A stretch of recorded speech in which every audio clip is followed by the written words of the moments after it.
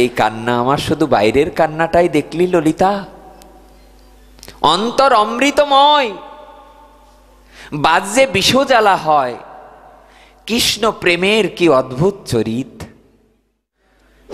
যশ প্রসাদাদ ভগবত প্রসাদ যস্যা প্রসাদান্ন গতি কুতোপি ধ্যেয়ং স্তবং স্তস্য যশস্ত্রী সন্ধং বন্দে গুরু শ্রী চরণারবিন্দম।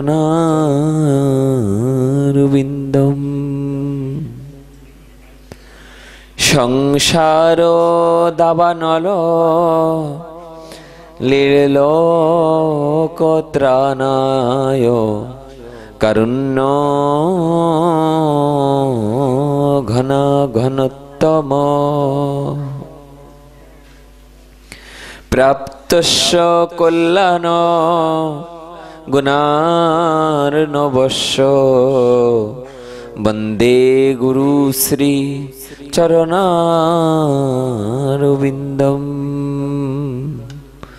হে কৃষ্ণ করুণা সিন্ধু দীনবন্ধু জগৎপতি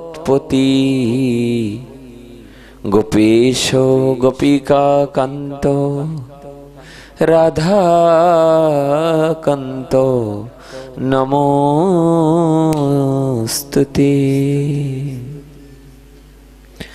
তপ্ত কাঞ্চন গৌরাঙ্গী রাধে বৃন্দাবনেশ্বরী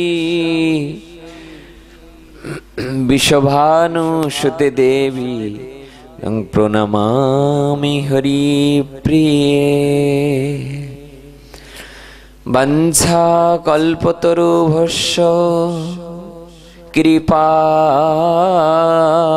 সিন্ধুভ্য এব চ পতিতানাং পাবনেভ্যো সর্ববৈষ্ণবেভ্যো নমো নমঃ।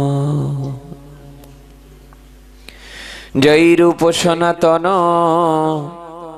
ভট্ট রঘুনাথ শ্রীজীব গোপাল ভট্ট দাস রঘুনাথ। এই ছয় গোসাইয়ের করি চরণ বন্ধন, যাহা হইতে বিঘ্ন নাশ হয় অভীষ্ট পূরণ। এই ছয় গোসাই যবে ব্রজে করলেন বাস, রাধা কৃষ্ণের নিত্য লীলা হইল প্রকাশ। আজানুলম্বিত ভুজ কনকাবদাত সংকীর্তনৈক পিতর কমলায়তাক্ষ বিশ্বম্ভরৌ দ্বিজবর যুগধর্ম পালো। বন্দে জগৎ প্রিয় কর করুণায় অবতার। জয় জয় গৌরঙ্গ জয় নিত্যানন্দ, জয় অদ্বৈত চন্দ্র জয় গৌর ভক্তবৃন্দ। আনন্দ লীলাময় বিগ্রহায় হেমাব দিব্যস্য বিসুন্দরায় তস্मै মহাপ্রেম রসপদায় চৈতন্য চন্দ্রায় নমো নমস্তে। নমো বৃন্দাবৈ তুলসী দেব্যৈ প্রিয়ায় কেশবস্য চ কৃষ্ণ ভক্তি প্রদে দেবী সত্যবত্যৈ নমো নমঃ। দুর্গমে পতিমে অন্ধস্য স্খলদুপাদ গতির্মোহ সকৃপা যষ্টিদানেন সন্তু সন্তু অবলম্বনম। জয় শ্রীকৃষ্ণ চৈতন্য প্রভু নিত্যানন্দ শ্রী অদ্বৈত গদাধর শিবাসাদি জয় গৌর ভক্তবৃন্দ। হরে কৃষ্ণ কৃষ্ণ কৃষ্ণ হরে হরে, হরে রাম রাম রাম হরে হরে। নিতাই গৌর সীতানাথ প্রীতি প্রেমানন্দে গৌর হরি বল।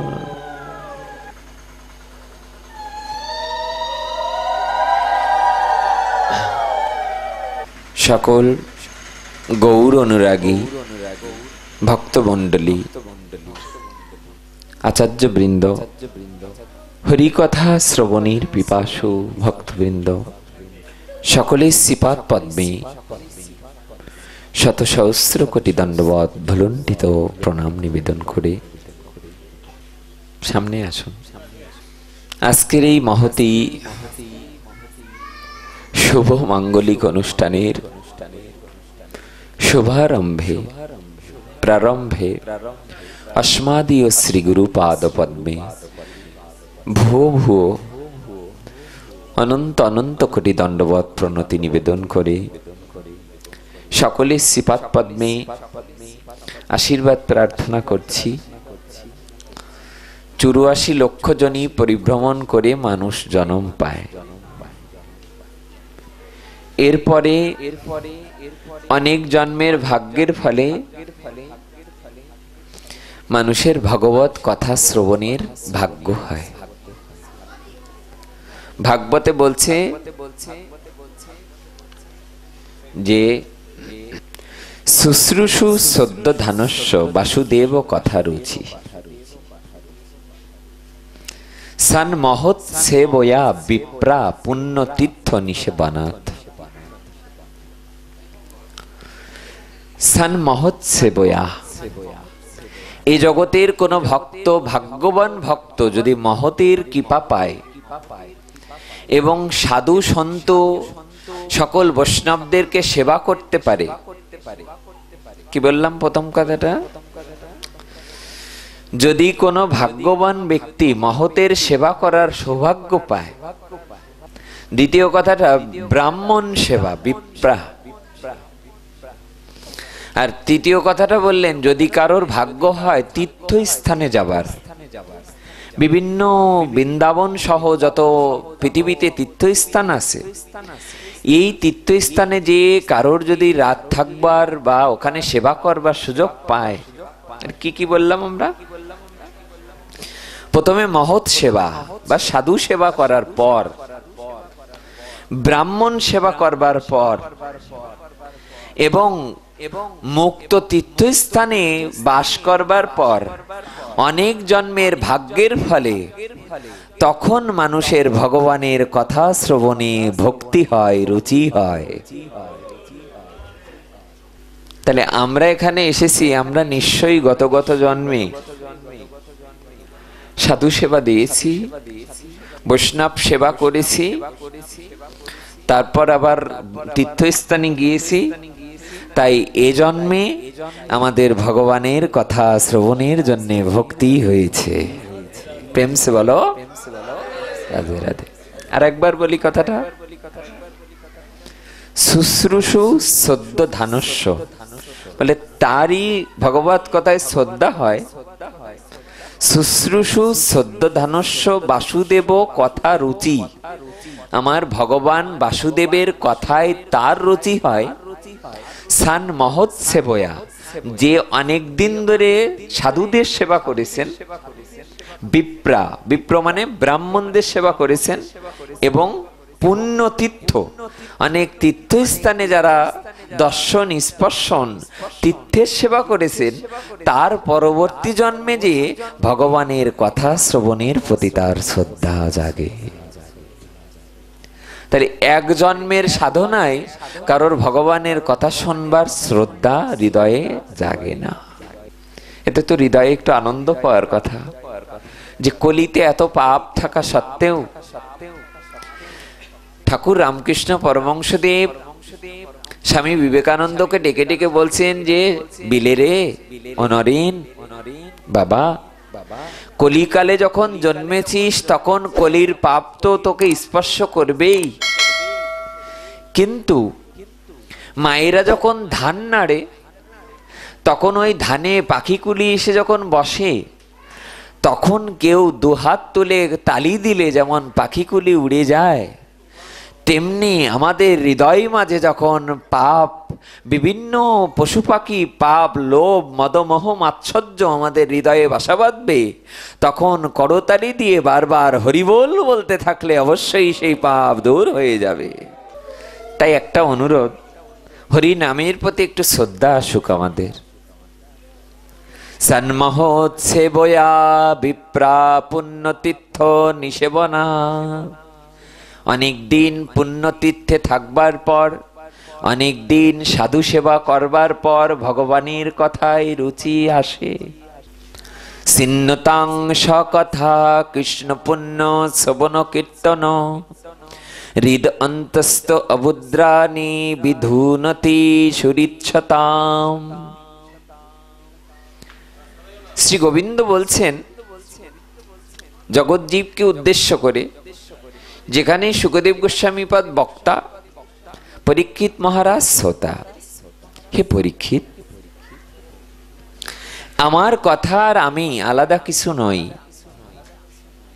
যেই নাম সেই কৃষ্ণ।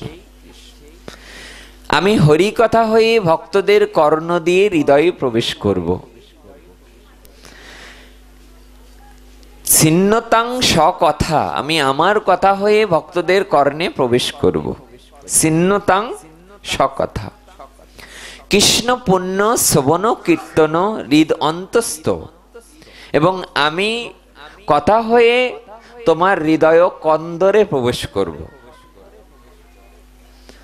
তো এখানে গোস্বামীপাদ বলছেন যে হৃদয় কন্দরে স্ফুরুত বসতি নন্দন।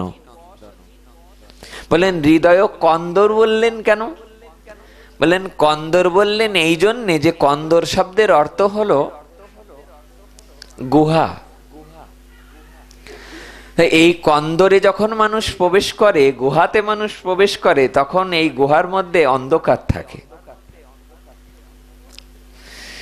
কিন্তু সূর্যের আলো যখন ওঠে, গুহার মধ্যে কি আলো প্রবেশ করে? যখন পূর্ব দিগন্তে সূর্য উদিত হয় তখন গুহার মধ্যে কখনোই আলো প্রবেশ করে না। কিন্তু কোনো মানুষ যদি কিনা মশাল জ্বালিয়ে গুহার মধ্যে প্রবেশ করে, তাহলে গুহার মধ্যে আলো প্রবেশ করে। কিন্তু ভগবান বলতে চেয়েছেন আমাদের হৃদয়টাকে কন্দর বলা হয়েছে, গুহা সদৃশ্য। কিন্তু পূর্ব আকাশে সূর্য যখন ওঠে, জগৎ আলোকিত হলেও গুহার মধ্যে যেমন প্রবেশ করে না, তেমনি আকাশে সূর্য উঠলেও আমাদের হৃদয়ে সেই সূর্যের আলো কখনোই প্রবেশ করে না। কোনো ব্যক্তি যদি চেষ্টা করে আমি মশাল জ্বালিয়ে হৃদয়ের মধ্যে প্রবেশ করাবো, কখনোই পারবে না। তাই ভগবান বলছে যে হৃদয় মাঝারে একমাত্র একটা আলোই প্রবেশ করবে, সেটা কেউ যদি বদন ভরে হরিনাম কীর্তনাদি পাঠ আদি করে, তাহলেই হৃদয় মাঝারে আলো প্রবেশ করে। তাই এখানে বলা হচ্ছে আমাদের হৃদয় মাঝারে যদি আলো প্রবেশ করাতে হয়, তাহলে ভাগবত কথা শ্রবণ করো। এই কর্ণ দিয়ে হৃদয়ে প্রবেশ করেই তোমার হৃদয়ে কন্দরে আলো চালিয়ে দিবে ভগবান। অনেক দিন সাধু সেবা করবার পরে যে সৌভাগ্য হয়, সেটা ভগবানের কথা শ্রবণ। তাই হৃদয় কন্দরে স্ফুরুত শচীনন্দন, সেই শচীনন্দনের নামটা যেন আমার কর্ণ দিয়ে হৃদয়ে প্রবেশ করে। শচীনন্দন মানে গৌর হরি চৈতন্য মহাপ্রভু। বলে তার নাম প্রবেশ করাতে হবে কেন? কৃষ্ণ নাম প্রবেশ করালে হবে না? বলে তাই যদি হতো তাহলে হরিদাস ঠাকুর শেষ কথাটা এই বলতেন না, তোমার নয়নে রাখিব নয়ন, আর বক্ষে রাখিব তোমার ও রাঙা চরণ, আর আমার বদনে উচ্চারিব শ্রীকৃষ্ণ চৈতন্য নাম, এই মতো মোর ইচ্ছা মুই ছাড়িব পরাণ। কবিরাজ কৃষ্ণ গোস্বামীপাদ মহাপ্রভুকে হরিদাস ঠাকুরকে এসে বললেন, সারা জীবন কৃষ্ণ নাম করলে, আজ বিদায় বেলায় গৌরের নাম করতে করতে যাবে কেন?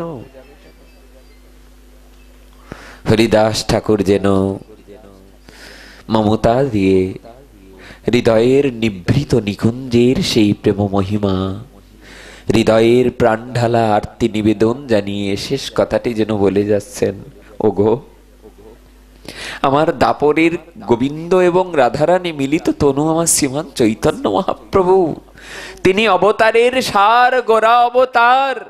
তিনি শুধু কলিকালের মানুষকে প্রেম ভক্তি দিতে আসেন নাই, তিনি জঙ্গলের বাঘ, হরিণ, তৃল, লতা, গুল্ম, পাতা সবাইকে হরিনাম দিয়ে জগৎ জীবের কল্যাণ করতে এসেছেন।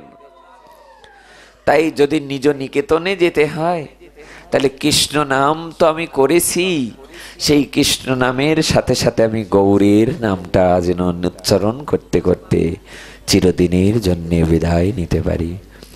তাই মহাপ্রভুকে ডেকে ডেকে হরিদাস ঠাকুর বলছেন যে, প্রভু তোমার নয়নে রাখিব নয়ন। কি শেষ ইচ্ছা! আমাদের কি ইচ্ছা আমি জানি না, তা আমার ইচ্ছা ভালো নয়, আপনাদের ইচ্ছা হয়তো এমন হতে পারে। সংসারে কতদিন ঘুরলাম, শেষ ইচ্ছাটা যেন তোমার নাম গাইতে গাইতে যাইতে পারি। দেখবি পঞ্চতত্ত্ব যখন গাওয়া হয় তখন শেষ কলিটা কি গাওয়া হয় বাবা? যেন গাইতে গাইতে যাইতে পারি।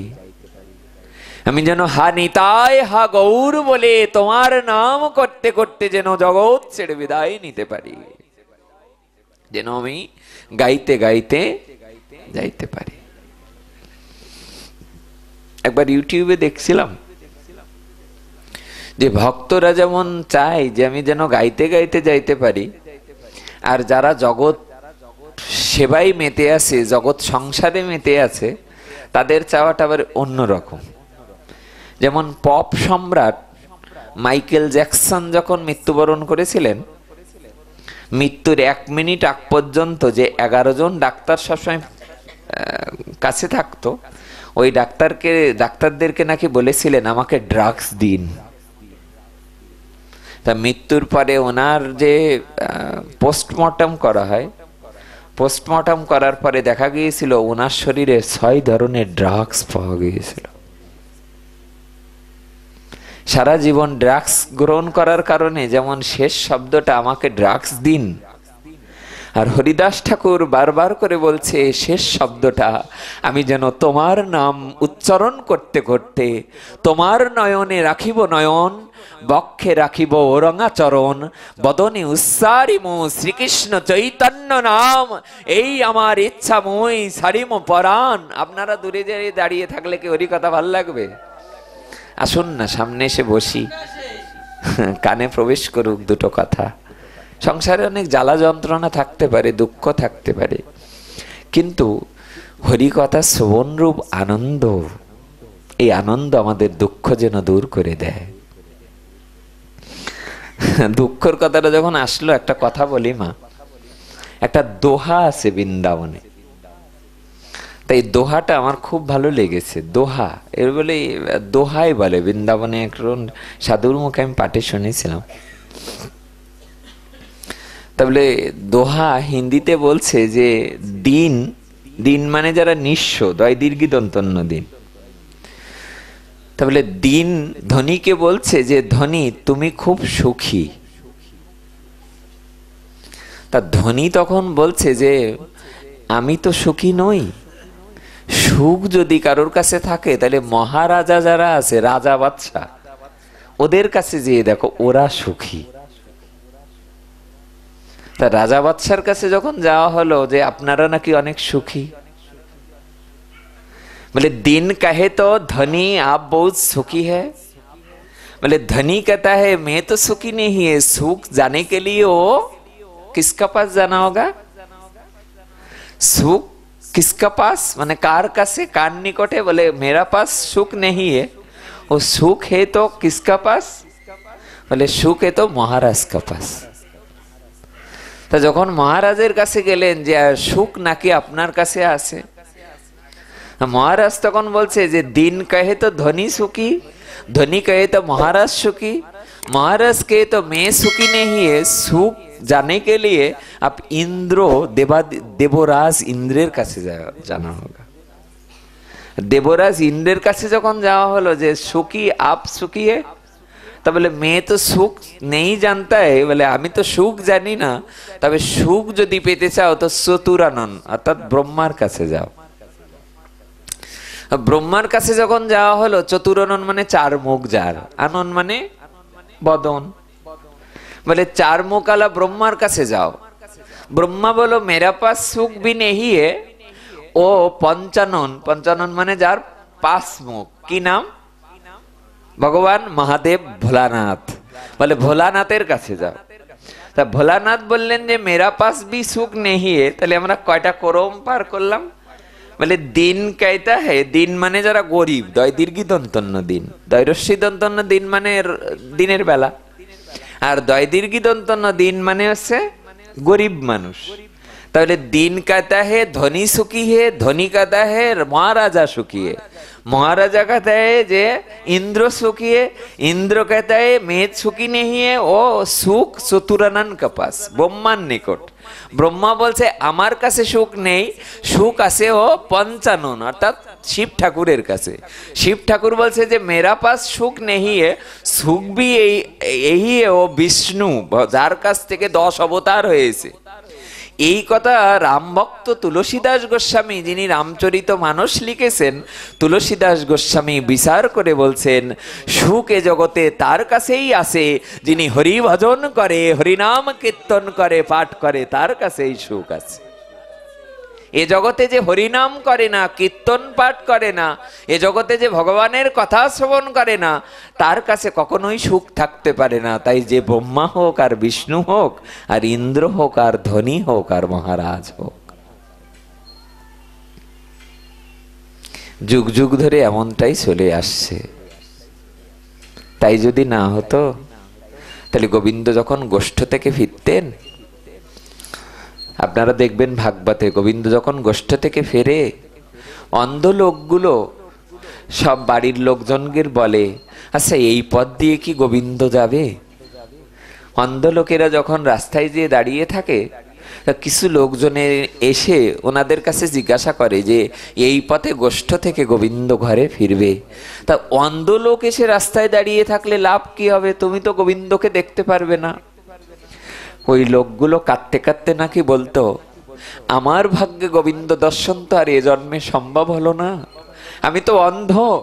তবে বাড়ির লোকজনদেরকে বলি যে গোষ্ঠ থেকে যখন গোবিন্দ ফেরে তখন ওই গোষ্ঠের রাস্তায় যেন আমি অন্ধ হওয়া সত্ত্বেও আমাকে একবার দাঁড় করিয়ে রাখে, আমি গোবিন্দ না দেখতে পারলেও গোবিন্দ যেন আমার রূপটা একবার দর্শন করতে পারে।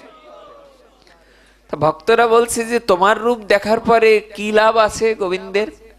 তা বলে গোবিন্দ আমাকে দেখুক, আমি তার রূপ দর্শন করতে না পারলেও গোবিন্দ আমাকে দেখুক, এ জন্মে না হোক গোবিন্দ আমাকে দর্শন করার ফলে পরবর্তী জন্মে যদি আবার মানুষ কোলে জন্মায়, সে জন্মে যদি আমার নয়ন মেলে তাকে দর্শন করতে পারি। তাই আমি গোষ্ঠে গোবিন্দ যাবার সময় আমি গোবিন্দের চলার পথে আমি অন্ধ হয়ে দাঁড়িয়ে থাকি। আসলে ভক্ত কথা কত রুচিকর, ভগবানের কথা যতটা না মিষ্টি, ভগবান বলছে আমার ভক্তের কথা আরো মিষ্টি। বৃন্দাবনে এক বাবাজির পাঠে শুনেছিলাম, উনি বলছেন যে কোন সৎ গুরুদেবের সামনে যদি শিষ্যের সুনাম করা হয়, সৎ গুরুদেবের কি জলে? একটু মাথা নাড়ুন। কোন গুরুদেবের সামনে যদি শিষ্যের সুনাম করা হয় যে আপনার শিষ্য না অনেক জানে এবং আপনার শিষ্য বিরাট সুন্দর পাঠ করে, প্রসাদ পায়, 16 মালা জপ করে, দেশ বিদেশে তার সুনাম ছড়িয়ে যাচ্ছে। আরে সদ্গুরুদেবের তাতে জ্বলে না, সদ্গুরুদেবের তাতে আনন্দ হয়।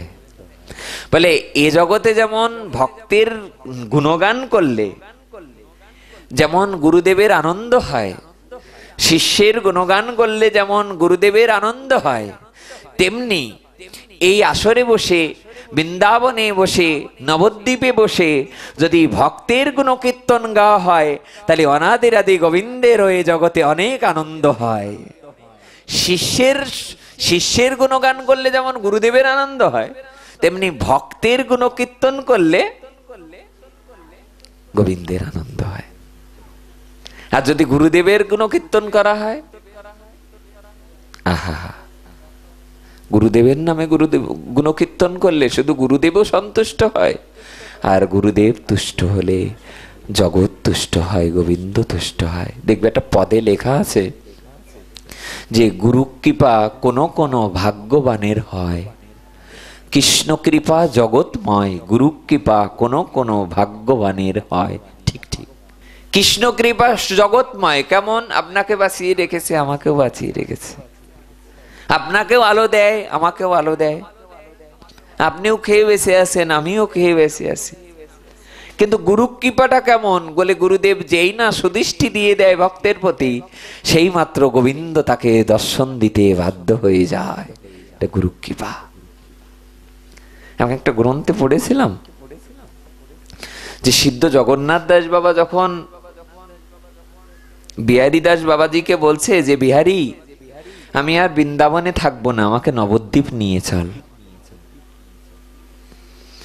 তা বিহারী দাস বাবা এসে বললেন যে সবাই চাই বৃন্দাবনে থাকতে, আপনি নবদ্বীপ যেয়ে থাকবেন কেন? তা বললেন যে দেখবি, কোনো মায়েদের কাছে ভিক্ষা চাইলে মায়েরা ভিক্ষাটা তাড়াতাড়ি দেয়, কিন্তু বাবাদের কাছে ভিক্ষা চাইলে বাবারা ভিক্ষা দিতে চায় না। সত্যি কিনা? বিহারী দাস বাবা উত্তর দিচ্ছেন যে মাদের কাছে ভিক্ষা চাইলে মায়েরা যেমন দ্রুত ভিক্ষা দিতে রাজি হয়, কিন্তু বাবাদের কাছে ভিক্ষা চাইলে বাবারা কখনো ভিক্ষা দিতে রাজি হয় না, দিতে চায় না, যদিও বা দেয়, অনেক কথা শোনায়। বলে এ জগতে যেমন মাতৃস্বরূপ বলেন আমার চৈতন্য মহাপ্রভু, অর্থাৎ তিনি রাধারানীর অঙ্গকান্তি, তিনি রাধারানী হয়ে আমার জগৎ জীবের দ্বারে দ্বারে দুয়ারে দুয়ারে হরিনাম প্রেম প্রচার করার জন্য নবদ্বীপের দুয়ারে দুয়ারে আমার চৈতন্য মহাপ্রভু মাতৃশক্তি অর্থাৎ রাধারানী শক্তিতে এসেছেন মা রূপে। যদিও রাধারানীকে মা বলা হয় না, তবুও এ জগতে যেমন মায়েরা, তা বলে অনুরূপ আমার চৈতন্য মহাপ্রভু হলো নবদ্বীপ ধামে কোনো বিচার দেখে না। নিতাই গৌরের ধামে যত দুরাচারী হোক, পাপী হোক, জগায় মাধায়ের মতো পাপীও যদি হয়, তবু একবার নিতাই গৌর বললে নিতাই গৌর কৃপা করে দেয়। প্রেমসে বলো। মাঝে মাঝে একটু রাধে রাধে বলবে, তাহলে ঘুমটা পাবে না। অনেকের দেখছি যে চোখ বন্ধ করে আসে, আবার বললে বলে যে না আমি তো পাঠ শুনছি চোখ বন্ধ করে। প্রেমসে বলো। বোঝা যায় যে যে পাঠটা চোখ বন্ধ করে শোনা হয় ওটা বোঝা যায়, দেখলে বোঝা যায় না? ভাব বাইরে দেখলেই ভিতরটা বোঝা যায়। অনেকদিন সাধু সঙ্গ না করলে দেখবে যেমন হৃদয়টা শুকিয়ে যায়, কিন্তু নিত্য সাধু সঙ্গ করলে দেখবে একটা কথা কানে যাওয়ার সাথে সাথে চোখে জল চলে আসে। কালকে রাতে শুনেছি, আবার যেন নতুন নতুন মনে হয়। এই জন্য বলছে দিবা নিশি নিশি দিশি। শ্রী গুরুদেব বলতেন সেই তো নিতাই গৌর পাবে রে, যে নিশি দিশি কাঁদে রে। যে ভক্ত রাতেও কাঁদে দিনেও কাঁদে, সেই আমার নিতাই গৌরকে পাবে। তাই ছাড়া নিতাই গৌরকে পাওয়া এত সহজ নয়। রাতেও কাঁদতে হবে, দিনেও কাঁদতে হবে, যখন খুশি কাঁদতে হবে। শুধু কাঁদতে হবে, কাঁদলে গোবিন্দ নিকটে আসে। সেই তো নিতাই গৌরের দাস, যে নিশি দিশি হা হতাশ। সেই তো নিতাই গৌর পাবে রে, যে নিশি দিশি কাঁদে রে। কে আর করিবে দয়া পতিত দেখিয়া, পতিত দেখিয়া কেবা উঠিবে কাঁদিয়া। এ জগতে আমাদের মতো পতিত দেখে কে কেঁদে উঠবে? বলে এই কেঁদে উঠবে একমাত্র নিতাই গৌর, কেঁদে উঠবে আমাদের গুরুদেব। আমাদের মতো পতিতকে দেখে কে কেঁদে উঠবে? বলে নিতাই গৌর কেঁদে উঠবে। আমাদের মতো পতিতকে দেখে গুরুদেব কেঁদে উঠবে। তা বিহারীকে বলছেন যে, বিহারী আমাকে একটু নবদ্বীপ নিয়ে যাবি বাবা? তা বিহারী তখন বলছে যে, বাবা আমি যে নবদ্বীপ নিয়ে যাব, তাহলে মাথায় করে নিয়ে যেতে হবে, তাই ছাড়া তো আর কোনো পথ নাই। বিহারী দাস বাবার গুরুদেব সিদ্ধ জগন্নাথ দাস বাবার প্রায় তখন 120-25 বৎসর বয়স। এই 120-25 বৎসর বয়সে উনি আর ভালো হাঁটাচলা করতে পারে না। তা ওনাকে যখন মাথায় করে তুলেছেন, মাথায় তোলার সাথে সাথে মনে হচ্ছে যেন 2 মণ ওজন। সিদ্ধ বিহারী দাস বাবা, সিদ্ধ জগন্নাথ দাস বাবার শিষ্য মাথায় যখন উঁচু করে মাথায় নিচ্ছে, ওই উঁচু করে মাথায় নিতে পারছে না, কিন্তু যেই মাত্র গুরুদেবকে মাথায় নিয়েছেন, সঙ্গে সঙ্গে ওনার মনে হচ্ছে একটা গামছা মাথায় নিয়েছে। উনি ওনার জীবনীতে লিখেছেন যে, গুরুদেবকে যখন মাথায় উঁচু করেছি, উঁচু করার যখন উঁচুটা করছি, তখন মনে হচ্ছে 2-3 মণ ওজন, কিন্তু যখন মাথায় নিলাম তখন মনে হলো গুরুদেবের কৃপায় আমার মাথায় একটা গামছা নিয়েছি। মাত্র 9 দিন 10 দিনের মধ্যে এত দ্রুত উনি নবদ্বীপ চলে আসার মতো উপক্রম। উনি যখন শ্রী গুরুদেবকে মাথায় করে নিয়ে নবদ্বীপে আসছেন, বনমধ্যে হঠাৎ করে মাথায় ঝুড়ির মধ্যে রয়েছেন শ্রী গুরুদেব সিদ্ধ জগন্নাথ দাস বাবা। তো উনি মাথায় করে যখন নিয়ে আসছেন, হঠাৎ করে সামনে যেতে যেতে উনি পিছন দিকে হাঁটা আরম্ভ করেছেন। তা ঝুড়ির মধ্যে থেকে সিদ্ধ জগন্নাথ দাস বাবা বলছে, কি রে বিহারী, সামনে যেতে যেতে আবার পিছনের দিকে যাচ্ছিস কেন? যেই না বলেছেন, বিহারী দাস বাবা নিচের থেকে বলছে, গুরুদেব কথা বলবেন না। বলে কেন? বলে সামনে কয়েকটা বাঘ দেখতে পাচ্ছি, ওরা তো খেয়ে নেবে। সিদ্ধ জগন্নাথ দাস বাবা ভিতরের থেকে চিৎকার করে বলছে, বিহারী এ বাঘ কোনো সাধারণ বাঘ নয়, এ আমার চৈতন্য মহাপ্রভুর পার্শ্বদ্রূপী বাঘ, তারা এমন গুরু ভক্তকে দেখতে এসেছে। বিহারী দাস বাবাজিকে ওই ডালার মধ্যে থেকে বলছে, বিহারী ভাবিসনি, বিহারী চিন্তা করিসনি, এই বাঘ কোনো সাধারণ বাঘ নয়, এই ব্যাঘ্রগুলো এমন গুরু ভক্ত, যে ভক্ত, যে শিষ্য গুরুদেবকে মাথায় করে বৃন্দাবন থেকে নবদ্বীপে নিয়ে আসতে পারে, এমন গুরু ভক্ত শিষ্যকে দেখবার জন্যে ওই বাঘগুলো এসে রাস্তায় দাঁড়িয়ে রয়েছে। এরা কোনো সাধারণ ভক্ত নয়, এরা চৈতন্য মহাপ্রভুর পার্শ্বদ। গুরু ভক্তি প্রেম সে বলো। সিদ্ধ বাবা কথা শুনে বিহারী দাস বাবা হাও মাও করে কাঁদছে, বলছে, গুরুদেব আমাকে দেখার জন্য বাঘগুলো দাঁড়িয়ে রয়েছে রাস্তায়। গুরুদেব উপরের থেকে বলছে, বিহারী তুই জানিস না তোকে আমি কতটা ভালোবাসি। কৃষ্ণ কৃপা জগৎময়, কিন্তু গুরু কৃপা কোন কোন ভাগ্যবানের হয়।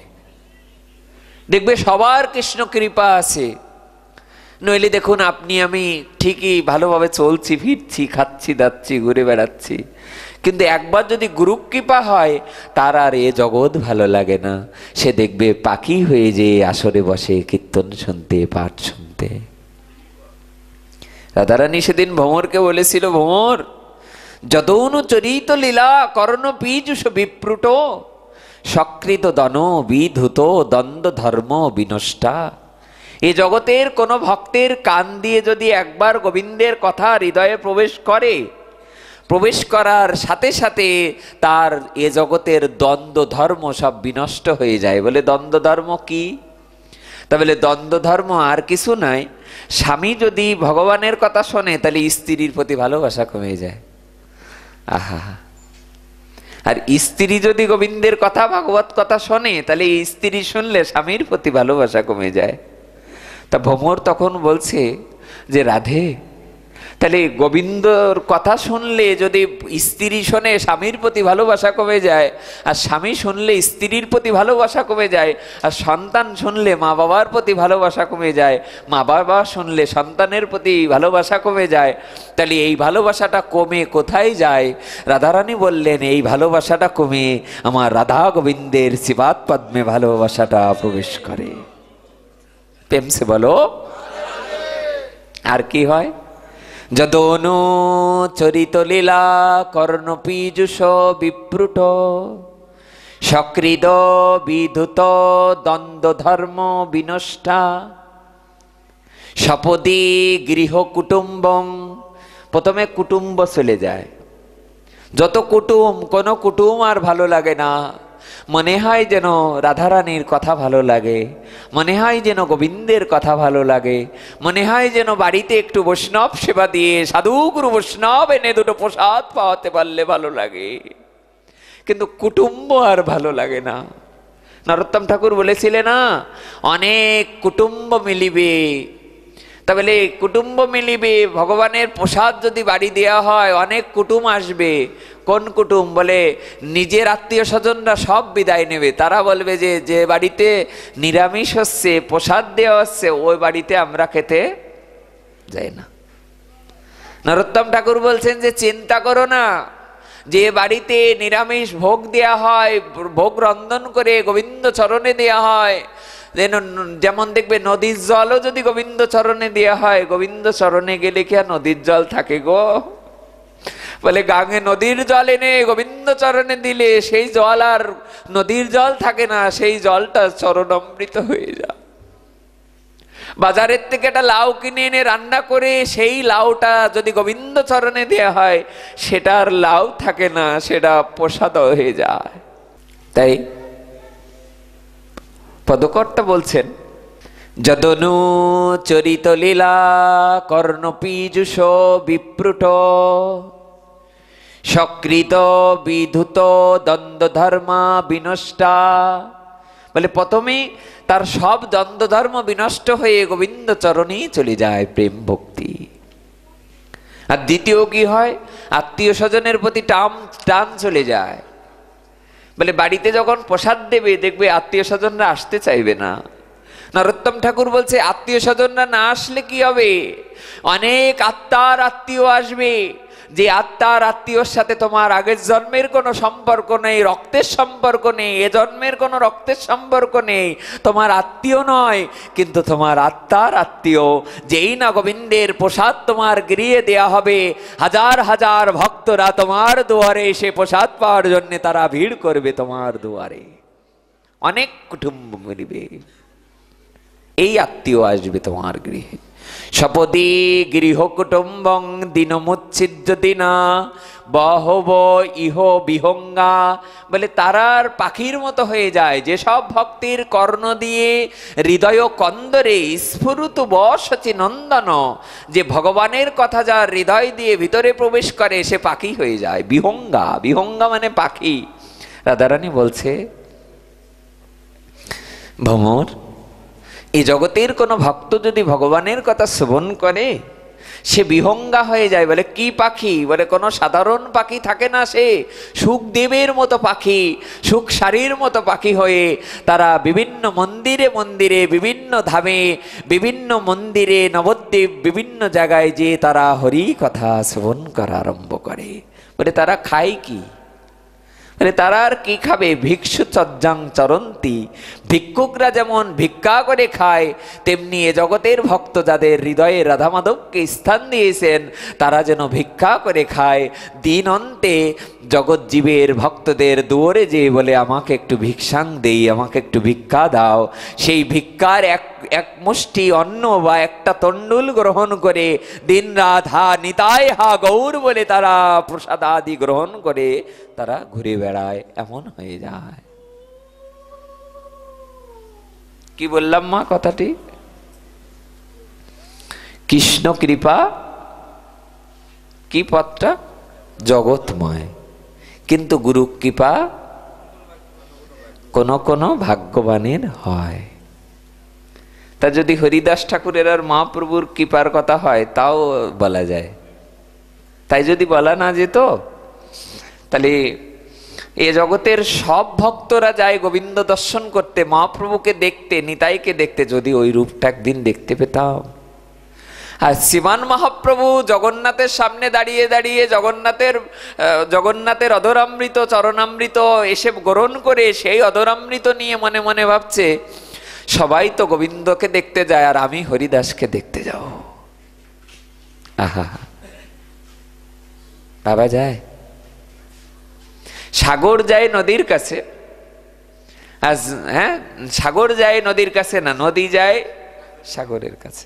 দেখবে গ্রন্থে লেখা আছে, নদী যেমন আঁকাবাঁকাই হোক না কেন, নদীর জল যেমন ধীরে ধীরে ধীরে ধীরে সমুদ্রে যেই মিশে যায়, সত্যি কিনা? যে নদীর জল, যে নদী যত বাঁকাই হোক না কেন, ধীরে ধীরে ধীরে ধীরে নদীর জল যেমন সমুদ্রে বক্ষে যে মিশে যায়, তেমনি এ জগতে যে ভক্ত যাকেই সেবা করুক, যাকেই পূজা করুক, যে দেবতারই পূজা করুক, একদিন না একদিন ওই নদীর মতো তারা গোবিন্দ চরণে যে তারা মিশে যায়। তাই বাবা, যে যে দেবতারই পূজা করুক আর যারই পূজা করুক না কেন, সব পূজা আমাতে এসে আছে না গীতাতে কি লেখা আছে? যে যে দেবতারই পূজা করুক, সব পূজা আমাতে এসেই বর্তায়। প্রেম সে বলো, কৃষ্ণ কৃপা জগৎময়, গুরু কৃপা কোন কোন ভাগ্যবানের। ভীষণ বন্যা এসছে নবদ্বীপে, শুনছো তো মা? হরিকথা শোনার সময় কোন জায়গা দিয়ে পান করতে হয়? বদন দিয়ে। তাই তো সবাই হা করে থাকতো। হা করে কি হরিকথা শোনা যায়? কোন জায়গা দিয়ে পান করতে হয়? পিবত রসমালয়ং। পিবত মানে পান করা। কোন জায়গা দিয়ে? পিবত রসমালয়ং প্রবিষ্ট কর্ণ রন্ধ্রেন। বাহ, ডাক্তারের মুখস্থ হয়ে গেছে। প্রেম সে বলো, পিবত নিগম কল্পতরুর গলিতং ফলম সুখমুখাদমৃত দ্রব সংযুতম পিবত ভাগবতম রসমালয়ং। এ ভাগবত কথা রসমালাই। এই মালাইটা কোন জায়গা দিয়ে গ্রহণ করতে হবে? পিবত ভাগবতম কর্ণ দিয়ে। এ জগতের সব বস্তু বদন দিয়ে গ্রহণ করতে হয়, কিন্তু হরি কথা কর্ণ দিয়ে গ্রহণ করতে হয়। যদিও গোবিন্দ আরো বড় কথা বলেছেন এখানে। গোবিন্দ বলছেন, অর্জুন, হরি কথা কর্ণ দিয়ে শ্রবণ করতে হয় না। এটা আরো বড় উচ্চ স্তরের কথা। বলেন হরি কথা কর্ণ দিয়ে নয়, হৃদয় দিয়ে শ্রবণ করতে হয়। বলে হরি কথা কানের রোগ দূর করে না, মনের রোগ দূর করে। প্রেম সে বলো, রাধে রাধে। মাঝে মাঝে একটু রাধে রাধে বলবে, তাই দেখবে একবার নামাভ্যাসে পাপ দোষ যাবে, দ্বিতীয়বার নাম লইতে গোবিন্দ চরণ পাবে। একবার নাম নিতে যত পাপ, একবার নামাভ্যাসে। নামাভ্যাসে মানে কি? যেমন নারায়ণ নারায়ণ বলেছিল অজামিল, একে বলে নামাভ্যাস। নামাভ্যাস মানে যে ভয়তে পড়ে হোক অথবা কোনো বিপদে পড়ে গেছেন, হঠাৎ দেখলেন সামনে 10 জন ডাকাত অস্ত্র নিয়ে দাঁড়িয়ে আছে, আপনার হাতে এমন একটা যন্ত্র, যে যন্ত্রটাকে নেয়ার জন্যে 10 জন ডাকাত দাঁড়িয়ে রয়েছে, আর ওকে বাঁচিয়ে রাখলেও এই সংসারে আমাদের নাম বলে দেবে, তাই একে একবারে শেষ করে টাকাটা নিয়ে নিতে হবে বা যন্ত্রটা নিয়ে নিতে হবে। এই ভয়টা পাওয়ার পরে দেখবে এ জগতের আর কারোর টাকা পয়সার পরে আর মায়া মমতা থাকবে না। বলে আমার যা টাকা পয়সা আছে তোমরা নিয়ে যাও, কিন্তু আমাকে প্রাণে বেঁচে ছেড়ে দাও, বলে কি না? বলে এই সময়ে যদি কেউ দুটো বাহু তুলে গোবিন্দকে একবার ডাকতে পারে, নামাভ্যাস বলা হয় একে। এই একবার নামাভ্যাসে পাপ দোষ যাবে, দ্বিতীয়বার নাম লইতে গোবিন্দ চরণ পাবে। ভয়তে পড়ে রাখা হয়েছে। নারায়ণ নারায়ণ। অজামিল দেখছেন, অজামিলের দেহ চলে গেল, সঙ্গে সঙ্গে 4 জন বিষ্ণুদূত আসলেন ভাগবতে। বিষ্ণুদূতেরা এসে তারা পাশে দাঁড়িয়ে রয়েছেন। যমদূত এসে বলছে যে এটা আমরা নিয়ে যাবো এর আত্মাকে। বিষ্ণুদূত 4 জন বলছে যে না, 4 অক্ষর নাম উচ্চারণ করেছে, নারায়ণ, দন্তন্বয় আকার রয়াকার অন্তস্থ, তারপর আমি জানি না, তাহলে বললে যদি দন্তন্য না বুদ্ধান্য বললে যদি ভুল হয়ে যায়, ইউটিউবে প্রচার হয়ে যাবে। প্রেম সে বলো, নারায়ণ। বলে 4 অক্ষর বলেছে, বিষ্ণুদূতেরা 4 জন এসে দাঁড়িয়ে রয়েছেন। বলে যদি 2 অক্ষর রাম বলতো তাহলে 2 জন বিষ্ণুদূত আসতো। এখানে 4 অক্ষর নারায়ণ বলা হয়েছে। 4 অক্ষর বলার কারণে কি হলো? 4 জন বিষ্ণুদূত আসলেন। বললেন ও তো ভয় পেয়ে ছেলের নাম ধরে ডেকেছে, ঠাকুর রামকৃষ্ণ পরমহংসদেব যেমন বলেছিলেন নরেনকে, অর্থাৎ স্বামী বিবেকানন্দকে, ও নরেন, কাউকে ধাক্কা দিয়েই জলে ফেলিস, আর কেউ ইচ্ছা করেই জলে পড়ুক, জলে তার কাপড় ভিজবেই। ওখান থেকে বিষ্ণুদূতেরা বলছে সে ইচ্ছা করেই নাম ডাকুক, নারায়ণ নাম, ছেলের নাম ইচ্ছা করেই ডাকুক আর অনিচ্ছা করেই ডাকুক, যেই মাত্র নারায়ণ 4 অক্ষর নাম উচ্চারণ করেছে, 4 জন বিষ্ণুদূতেরা এসে অজামিলের আত্মাকে নেওয়ার জন্য সে প্রস্তুত হয়ে গিয়েছে। প্রেমসে বলো রাধে রাধে। গুরু কৃপা কোনো কোনো ভাগ্যবানের হয়। ভীষণ বন্যা এসছে নবদ্বীপে। আজকে কিন্তু একটু রাম কথা আলোচনা হবে। কেন?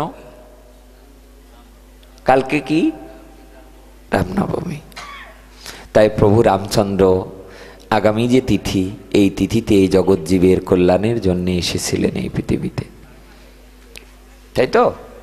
কালকে আশীর্বাদ করবেন যেন নির্জলা ব্রত থাকতে পারে।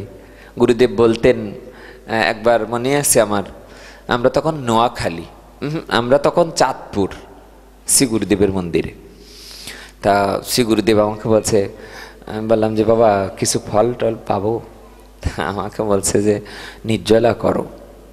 কারণ সিদ্ধ তিনকড়ি গোস্বামী আমাদের পরম গুরুদেব, উনি বলতেন যে এ জীবনেই গোবিন্দ দর্শন হবে যদি কেউ একাদশী ব্রত, কোনো ভগবানের জন্মতিথি, এই ব্রতাদিগুলো যদি নির্জলা ব্রত করে, তাহলে এই জন্মেই তার গোবিন্দ মিলে যাবে। আবার বলছি মা কথাটা, একাদশী, বিভিন্ন ব্রতাদি এবং জন্মাষ্টমী বা রাধাষ্টমী বা ভগবানের আবির্ভাব তিথি, যারা এ জগৎ সংসারে কলিহত জীব একটা দিনের জন্য যারা নির্জলা ব্রত করতে পারবে, এই জন্মেই গোবিন্দ তাদের দর্শন দেবে।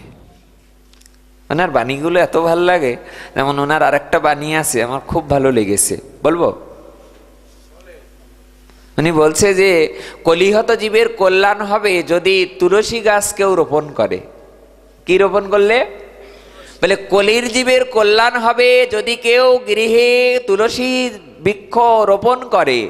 বলে তুলসী দেবীকে রোপণ করার ফলে তার ভক্তি হবে, কিন্তু কলির জীব তুলসী গাছ না লাগিয়ে বেগুন গাছ লাগাবে। কেন? বলে বেগুন গাছে তাড়াতাড়ি ফল হয়, তাই বেগুন গাছ লাগাবে, কিন্তু তুলসী গাছ লাগাবে না। প্রেমসে বলো কি অন্ধ আমরা, যে কলিকালের মানুষের সমস্ত প্রেম। ব্রহ্ম বৈবর্ত পুরাণে বলা আছে পৃথিবীতে মোট কয়টা তীর্থস্থান আছে? 15টা। হ্যাঁ, সাই দিচ্ছে দাদা, হাজার হাজার। ব্রহ্মবৈবর্ত পুরাণে উল্লেখ আছে পৃথিবীতে মোট 3.5 কোটি তীর্থস্থান আছে। কয়টা? 3.5 কোটি। কিন্তু এই 3.5 কোটি তীর্থস্থান কোথায় অবস্থান করে? গোবিন্দ বললেন 3.5 কোটি তীর্থস্থান তুলসী তলায় অবস্থান করে। এই জন্যেই তার নাম। হ্যাঁ, দেখবে তুলসী বাদে আমাদের কোনো পূজা হয় না, তুলসী বাদে আমাদের কোনো সেবা হয় না। যদি কোনো অঞ্চলে তুলসী গাছ শুকিয়ে যায়, তুলসী গাছের শুকনো পাতাটা এনে একটুখানি ছিঁড়ে হলেও দিতে হবে। যদি তাও না থাকে, বলে ওটা ধুয়ে একটু জল দিয়েও গোবিন্দকে দিতে, ভোগ নিবেদন করতে হবে। তাও যদি না থাকে, শুকনো একটা ডাল ভেঙে, মঞ্জরি না থাক, পত্র না থাক, কোনো একটা অংশও গোবিন্দ সেবায় দিতে হবে। বলে বৃক্ষটা যখন দেহ রাখবে, তখনও এই ডালপালা দিয়ে কখনো বিফলে যাবে না। এর একটা ডালও যদি ভক্তরা নিজের গলায় কণ্ঠে ধারণ করে, গোবিন্দ বলছেন এ জগতের মালা পরলে, স্বর্ণের মালা পরলে চোর ডাকাত আসে, আর তুলসী দেবীর মালাটা পরার সাথে সাথে বলে এ সময় আর চোর ডাকাত আসবে না। এই সময় তুলসীর মালা পরলে তোমার চোর আসবে বটে, এ জগতের চোর নয়, মাখন চোর এসে তোমাকে দর্শন দেবে তুলসী মালা পরলে। কোন চোর? প্রেমসে বলো। বাহ, কত মানুষের মুখে হাসি দেখলাম এই কথাটা শুনে। বলে এ জগতের মালা পরলে দেখবে মা, আনন্দ 2 রকম, একটা অশ্রুপাত হয়, আর একটা, অর্থাৎ একটা আনন্দে চোখে জল চলে আসে, আর একটা আনন্দে মুখে হাসি চলে আসে। যখন দেখবে গভীর অনুরাগ হয় তখন চোখে জল চলে আসে, আর যখন সাধারণ অনুরাগ হয় তখন হাসি চলে আসে। কোনো দুর্বল বাবা, দুর্বল মানে অসুস্থ না, দিন অর্থাৎ কাঙাল, টাকা পয়সা নেই, একদম নিঃস্ব বাবা, নিঃস্ব মা, যে দিন আনে দিন খায়, হ্যান্ড টু মাউথ, দিন আনে দিন খায়। তাহলে এ জগতের কোনো নিঃস্ব বাবা তার সন্তানকে অনেক স্বপ্ন দেখছে যে আমার ছেলেটাকে আমি ম্যাজিস্ট্রেট বানাবো, কিন্তু ছেলেটার গুণের কারণেই ধীরে ধীরে ধীরে ধীরে পড়াশোনা করতে করতে যেদিন ম্যাজিস্ট্রেট হয়ে যায়, সেদিন যদি ওই নিঃস্ব বাবা মার দুয়ারে এসে সন্তানটা এসে বলে, বাবা এই দেখো অ্যাপয়েন্টমেন্ট কার্ড, আমি ম্যাজিস্ট্রেট হয়ে তোমার 10 গ্রামের, যে দেখো 10 গ্রামে একজন ম্যাজিস্ট্রেট পাওয়া যায় না, একটা জেলা খুঁজলে অনেক সময় 2-4 জন ম্যাজিস্ট্রেট পাওয়া যায়, 1-2 ম্যাজিস্ট্রেট পাওয়া যায়। এই ম্যাজিস্ট্রেট যখন এসে বাবা মার দুয়ারের সামনে এসে বলে, বাবা অ্যাপয়েন্টমেন্ট কার্ড এনেছি, দেখো আমি ম্যাজিস্ট্রেট হয়েছি, বাবা মা জানে না যে ম্যাজিস্ট্রেট কি, তবে বাবা মা এই চোখের জলে কাঁদতে কাঁদতে বলে, বাবা আমার বংশের থেকে কোনো ছেলে মেয়ে মানুষ হবে এটা আমি জীবনে কখনো ভাবিনি, তুই ম্যাজিস্ট্রেট হয়েছিস, কিন্তু আমার ঘরে 5টা টাকা নেই যে তোদের মিষ্টি কিনে এনে তোকে খাওয়াবো। ছেলেটা বলছে যে, বাবা মা সারাটা জীবন কষ্ট করেছো, কিন্তু এই কষ্টের প্রতিদান স্বরূপ কোনোদিন কিছুই দিতে পারি নাই, আজ তোমাদের আশীর্বাদে আমি ম্যাজিস্ট্রেট। তা বাবাকে বলছে, বাবা তুমি কাঁদছো কেন? বাবা কাঁদতে কাঁদতে বললেন, এ কান্না আমার সংসারের দুঃখের কান্না না বাবা, এই কান্না আমার আনন্দের কান্না, সুখের কান্না। রাধারানীকে বলছে ললিতা বিশ্বকাজে যে এত কাঁদলে মরে যাবি। রাধারানী বলছে যে শুধু বাইরের কান্নাটা দেখলি, আমি যখন কাঁদি, যদি নয়ন মুদে থাকি অন্তরে গোবিন্দ দেখি, আমি নয়ন মেলিয়া দেখি শ্যাম। আমি নয়ন মুদে থাকলেও আমি গোবিন্দ দেখি, নয়ন মেললেও আমি গোবিন্দ দেখি। বল আমার গতি কিবা হবে। রাধারানী বলছে ললিতাকে যে, ললিতা হ্যাঁ শ্রী গুরুদেবকে দেখতাম সুর করে করে কত সুন্দর করে বলতেন এই কথাগুলো, যদি নয়ন মুদে থাকে অন্তরে গোবিন্দ দেখি, যদি নয়ন মুদে থাকি অন্তরে গোবিন্দ দেখি, নয়ন মেলিয়া দেখি শ্যাম। বলে যে তাই এত কাঁদলে তো, এত কাঁদলে মানুষ বাঁচে? রাধারানী বলছে যে এই কান্না আমার শুধু বাইরের কান্নাটাই দেখলি ললিতা, অন্তর অমৃতময়, বাজ্যে বিষজ্বালা হয়, কৃষ্ণ প্রেমের কি অদ্ভুত চরিত। আবার বলছি, অন্তর অমৃতময়, বাজ্যে বিষজ্বালা হয়, কৃষ্ণ প্রেমের কি অদ্ভুত চরিত। বলে কৃষ্ণ প্রেম এত অমৃতময়, বাইরে যেন বিষের জ্বালা, দেখে মনে করবে যে দেখেছো লোকটা কি সারা সবসময় কাঁদে, অভাবই মনে হয়, এর ঘরে মনে হয় অন্ন নেই, এর ঘরে মনে হয় বস্ত্র নেই, ঘরে মনে হয় টাকা নেই। কিন্তু রাধারানী বলছে যে যার ঘরে বাইরে টাকা না থাকলেও যে একবারে জগতে গোবিন্দ সেবা করে তার আর দুঃখ থাকে না, তার নয়নে জল দেখলে তাকে দুঃখী মনে করো না, সে জগতে অবশ্যই সুখী মানুষ। প্রেম সে বলো। আজকে ইউটিউবে একটা জিনিস দেখে আমার এত ভালো লাগছিল, বলবো? শুধু এইটাই বলতে ইচ্ছা করছে, কিন্তু দেখে আমার এত আনন্দ পেয়েছি। দেখলাম ইসকনের এক ভক্ত, নাম হলো ভক্তিতীর্থ স্বামী মহারাজ। তা দেখছি ইনি মুসলমান ছিলেন, ওনার নাম ছিল আব্দুল। কি নাম? কোন দেশের মানুষ? South Africa. বাহ,